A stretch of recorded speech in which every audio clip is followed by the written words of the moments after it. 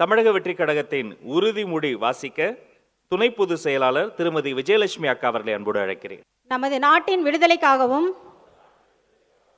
நமது மக்களின் உரிமைகளுக்காகவும் தமிழ் மண்ணிலிருந்து தீரத்துடன் போராடி உயிர் நீத்த எண்ணற்ற வீரர்களின் தியாகத்தை எப்போதும் போற்றுவேன். நமது அன்னை தமிழ் மொழியை காக்க உயிர் தியாகம் செய்த மொழிப்போர் தியாகிகளின் இலக்கை நிறைவேற்றும் வகையில் தொடர்ந்து பாடுபடுவேன்.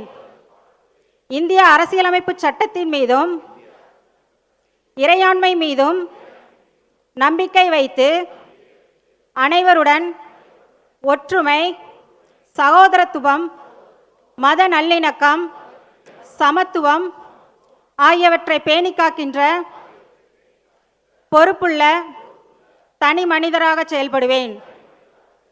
மக்களாட்சி, மதச்சார்பின்மை, சமூக நீதி பாதையில் பயணித்து என்றும் மக்கள் நலச் சேவகராக கடமையாற்றுவேன் என்று உறுதியளிக்கின்றேன்.